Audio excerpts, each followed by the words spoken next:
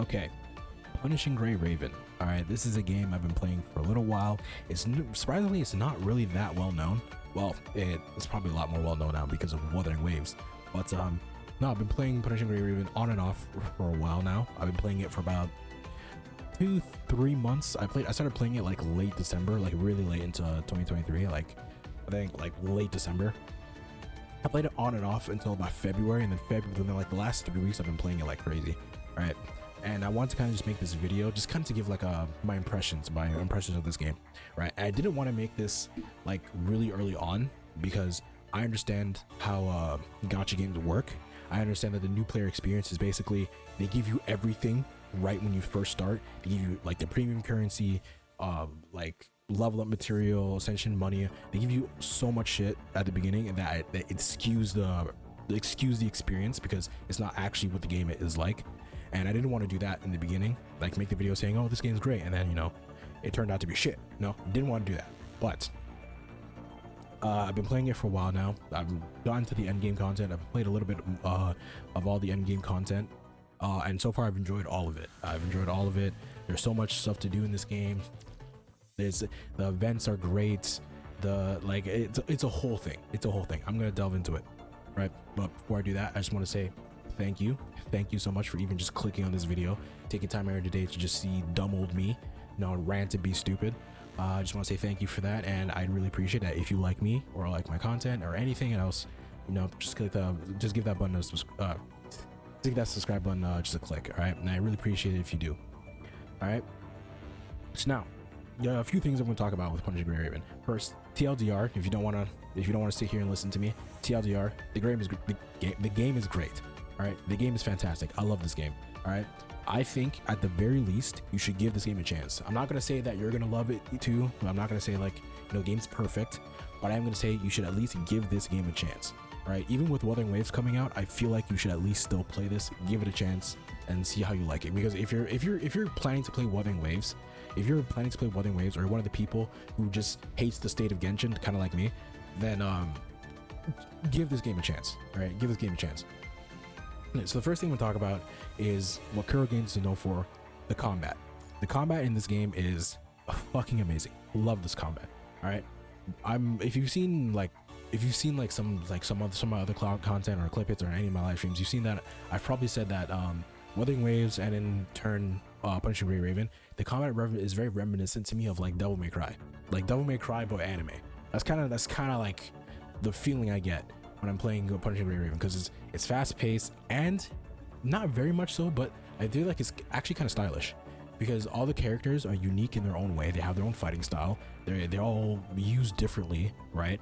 And even though you have like your DPS, your healers, and then your fucking, where's Isla? Ah, there she is. And your tanks, right? They all play differently, right?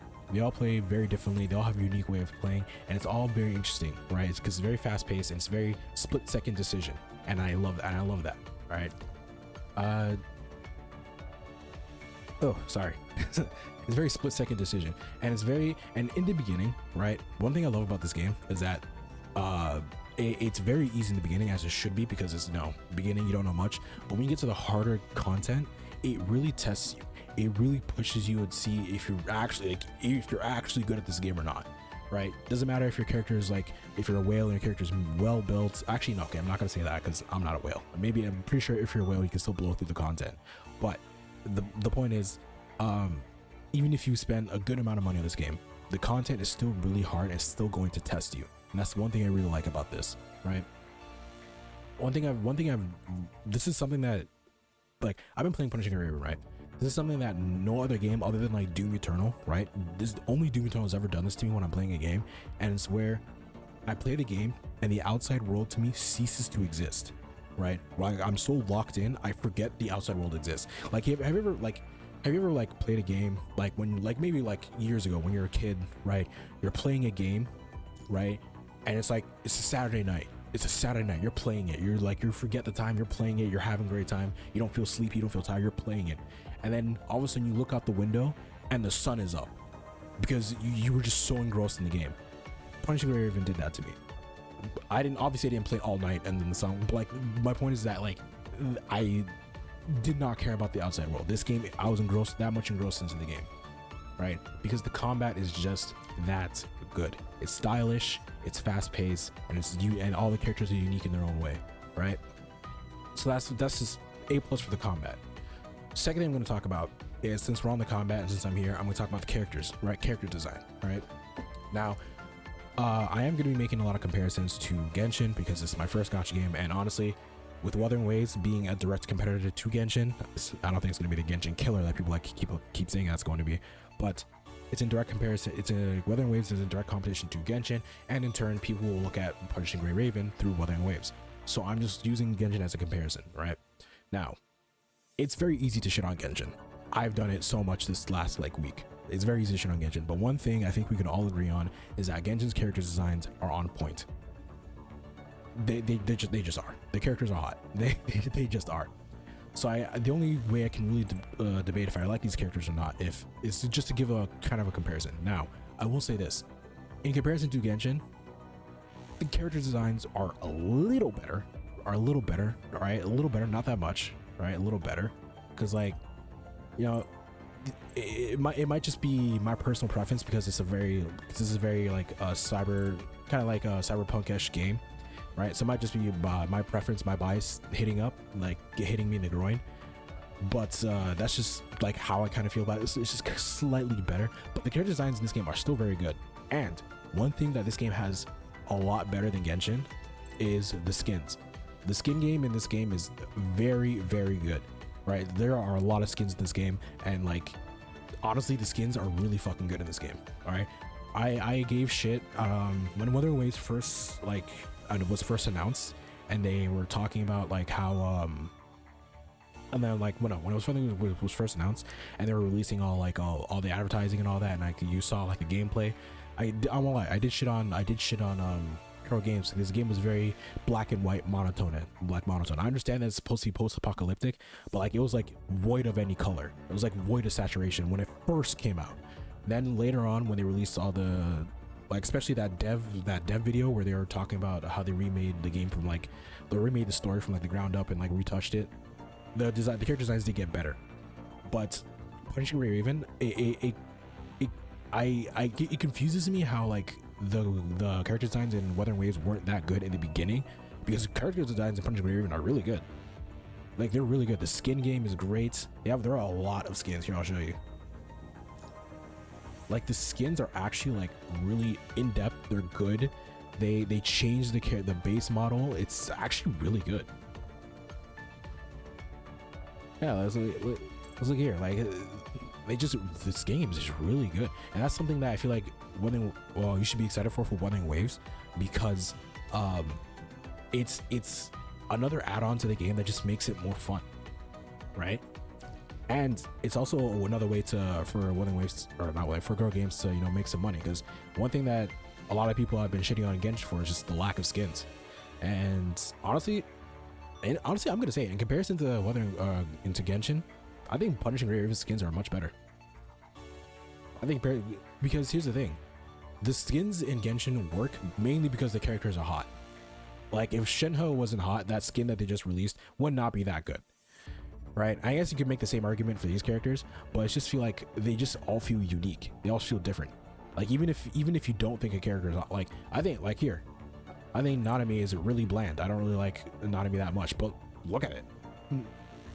Got a whole fucking mega, they changed the whole Megazord. There's a whole space shuttle. It's just, the skin game is just really good in my opinion, right? The character designs are really good.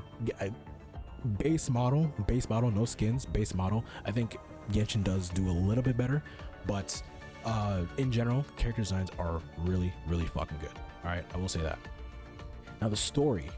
Now I can't make any comments on the story for Punishing Gray Raven, because one of the big flaws that Punishing Gray Raven has is that 95% of the lines in this game are not voiced. They do have little voice line snippets here and there, but majority of the story in this game is not voiced. And because of that, I skipped through everything. I skipped through absolutely everything. I don't know a single thing about the story in this game. I'm gonna keep it 1000%. I know absolutely nothing about the story in this game. All I know is that there's 16 different versions of Lucia. These two versions want to kill each other. I don't know. Like, I know absolutely nothing about the story, so I'm not gonna make any comments on it. I'm not gonna say it's good or bad, but that is I think a big flaw in terms of quality of life when it comes to the game, is that majority of the lines are not voiced. And when you're someone like me and you don't want to sit there and read all the time, you're gonna skip the voice lines. But I will say this, not knowing the story has not affected my enjoyment in the game. I will say that me not knowing the story, it had zero effect on me on my enjoyment of the game, because the combat, the events, they're just really fucking good, right? That's how good the combat, it made up for the lack of story, right? So it kind of worked out in the end. But I would prefer if like they could voice a little bit more in the story. Maybe they did later on, because I'm not that far into the story. I don't even think I'm halfway, so maybe later on they did start voicing it. But as where I am right now, there's nothing in the story that's voiced, and that's kind of a major flaw in my opinion. But yeah, that's basically the story so far. I can't make any comments on that. Next thing we're going to talk about is the teapot-esque area, the Animal Crossing part of this game. Now, I'm going to say this. The teapot in Genshin was never really my thing. It's kind of the same thing here, where you have what was over here is called the dormitories, and basically you just have your little area where you can design a little space for your characters. You can put them in here, all that, have a good time with them. Now, like I said, teapot's not really my thing, so same thing here. But I will say this, I do find myself engaging more in this one than I do in the teapot in Genshin, because I just feel like it's a lot easier. There's no barriers for entrance, right? And what I mean by that is, for Genshin the teapot, a lot of it is blocked by the load limit, right? Because in reality, you really can't put that much in the teapot in Genshin. Like, you really can't put that much, right? So basically you just have to follow the templates they give you, and in order to get something, right? Because you really can't put that much. But the way they do it here is, over in Hero Games, they were kind of smart with it, where they understand that the load limit is very limited, because this is a mobile game, right? This is a PC port of a mobile game. This is definitively a mobile game, right? So they did it kind of smart in a way where they separated a bunch of different areas with smaller load limits, but they gave you a bunch of areas that you can use, right? So 1 2 3 6 3. So there's 18 little areas that you can use to make, a sort of like a small little town, right? Where you have one area here where, like, I use the template, but you have one area here which is like a cafe. You have one area here which is like a kind of like a cyberpunkish bar or like hangout spot, you know what I mean? And then, like, it's just little areas where you kind of make like a small town. It just feels more intuitive, right? And I want to know probably the best thing about the dormitories, and why this is, in my opinion, this is better than Genshin. If it'll let me click on it. Let me click on it. There you go. You cannot tell me that this isn't cute. They made little chibi versions of all the characters specifically for the teapot area, which makes you want to interact more. Like, come on, look at that. How can you not? Like, that's just cute. Come on. That in turn makes you want to interact a little bit more, because they make chibi models of all the characters. It's just a lot more cute, in my opinion. This is just a W. The chibi characters make it all for me. They carry it for me. All right. The Hero Games was really smart with this. The chibi characters just make it for me.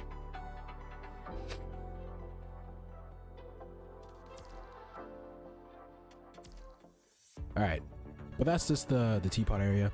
To be honest, I don't think there's really much you can gain from the teapot. I think like they have their own currency that you gain from like the dormitory or the teapot area, but I don't think you can really use that for much in terms of like gotcha, like the premium currency, or like things you can use for your characters. I don't think there's really much you can buy with that, with the currency you get from the dormitory. Yeah, there's not really much you can buy. So it's kind of like it kind of really is just its own thing. So it's kind of like, if it's there, it's there. If you want to do it, that's fine. If you don't, it's also fine, right? It doesn't affect your progress in any way, shape, or form if you don't do it. Whereas with Genshin, you kind of felt like you kind of had to, because you could buy the resin, like Mora, and like the level up material. So you kind of felt like you had to, otherwise you'd be missing out on like resources. But with this, it's its own thing. You don't need to do it. They made it completely separate, and I'm fine with that. All right. Now, what is probably the last thing I'm going to talk about when it comes to Punching Gray Raven is the gacha system. System? What the fuck? I can't talk today. The gacha system. Now, TLDR, the gacha system in this is really fucking good.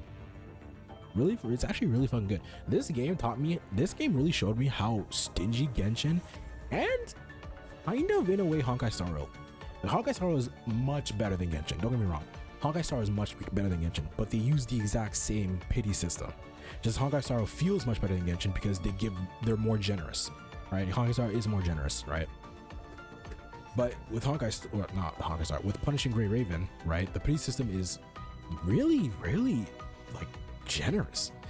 Like, if you spend your currency right, it's really not, it might not be that difficult to get all the characters that you want, even as free to play or a light spender. Like, you really don't have to be a whale in this game.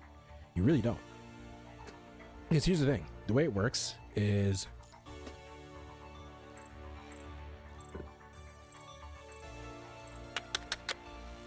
am I crazy? Where's the percentage? Okay, can't see the exact percent for pulling a 6-star. Unless I'm crazy. Okay, well, I can't see the exact percent for pulling a 6-star, but let's just assume it's below 1%. That's fair. Let's just assume it's below 1%. Here's the thing, there is no 50-50. And it's a 60 pity. It's at 60 pity, not 80. It's at 60, no 50-50, and you're 100% guaranteed to get the limited character. Meaning you don't have to spend any money. When you hit this 60, you are 100. You know for a fact you're gonna get this character. If you don't, you could get this character before the 60, but if you hit the 60, you are 100. You know for a fact you're gonna get this character, right? And that's the best feeling ever. That's the best feeling. There's no better. That was the worst thing about Genshin. It's like losing the 50-50. It was horrid. It felt horrible, especially if you lost it to fucking like Chi-Chi.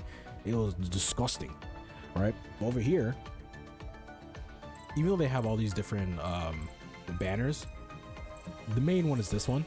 This is the one you want to wish on. This, I'm gonna keep it real, I'm not really entirely sure what this banner is. Once again, I'm not 100% clear on this game. I'm not entirely sure what this banner is, but I just remember I made a video, or like I made a YouTube short of me wishing on this banner, and everyone told me this was the wrong banner to pull on. So I'm gonna assume this banner really isn't that needed. I actually don't know why it's here, but the point is, the main one you want to pull on is this one.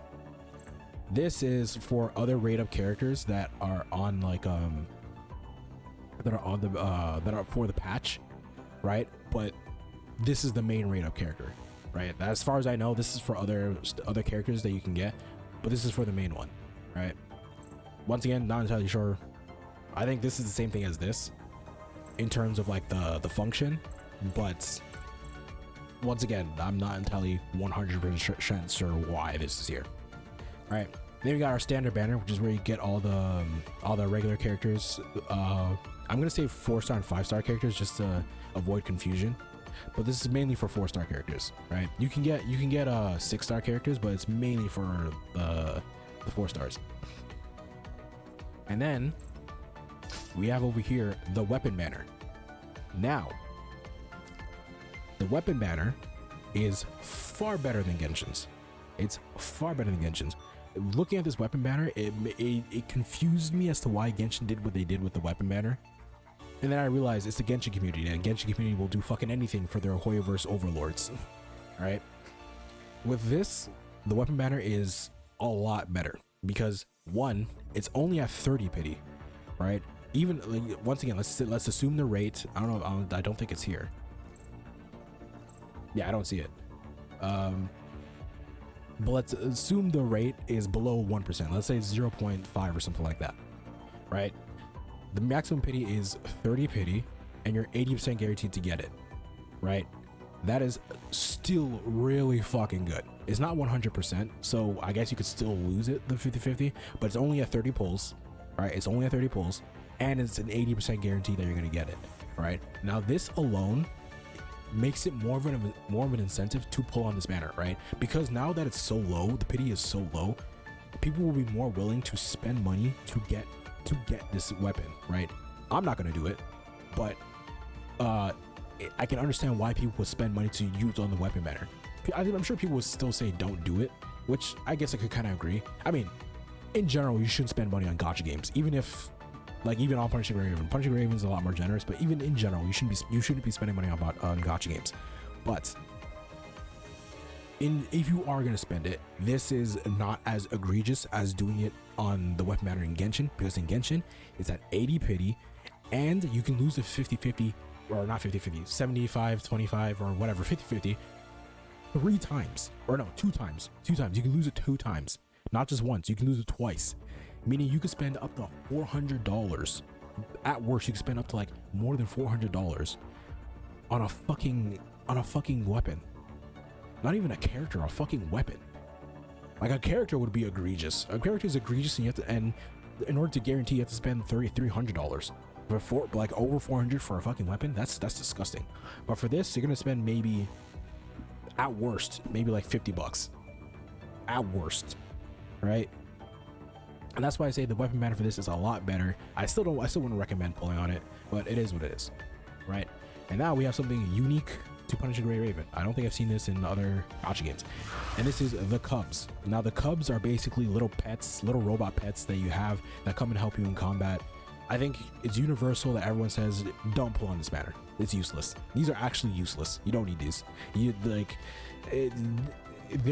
benefit you only slightly. It's not worth it. That's why it's only 20 pulls to guarantee it, right? It's 100% guarantee it only at 20 pulls because it's universal.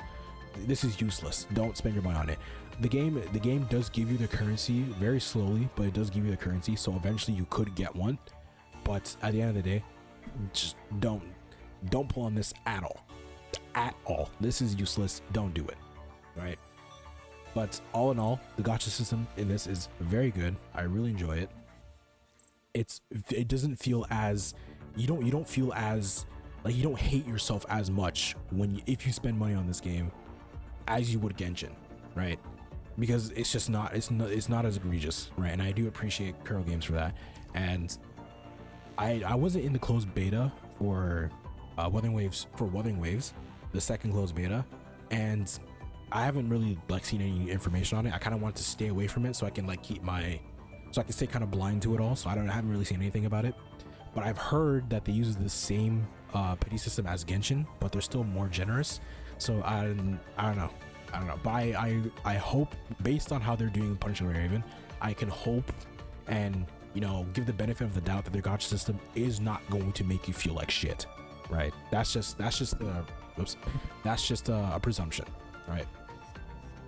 And I think I've covered basically everything. No. Last thing we'll talk about: the events for this game. Now, I've only played enough this game to be in 3 of the events. I did this one. There was the last event with Isla, and then there was the last event with Lee. I wasn't able to do much with the first event because I was brand new, couldn't really do anything. With Isla, I did a little bit more because I was more leveled up. With this, I'm basically doing everything, and I think universally from the 3 patches I played,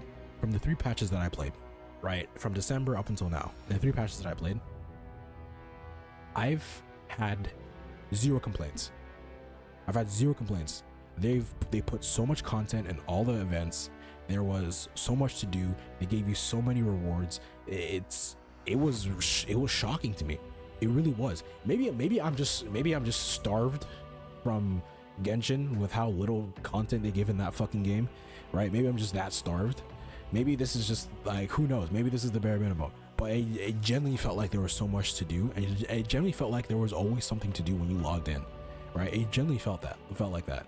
Every time you logged in, it felt like there was always something to do with the events, and then you have the end game content that refreshes every day. Like, well, it refreshes every week, but you can play it every day. It gives you a refresh every day, right? And like, it felt like there's always something to do. Like, you have all this content here from the event, and then there's all this up here, right?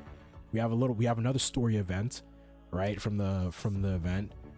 Just another combat event over here. A little fun cooking side quest event, kind of reminiscent of Animal Crossing over here, right? You have where you run a restaurant, right? There's something for everybody, right? And the events are just, it was just so good. Like, they're good. They're really good. I remember this is what tripped me up the most with the events. I remember with the last event, right, with Isla, there was one part of the event where like you controlled a Gundam and you were just going buck wild on shit. You were just running around as a Gundam, killing everything, and then you leveled up that Gundam. You geared up that Gundam, leveled it up, did all this shit.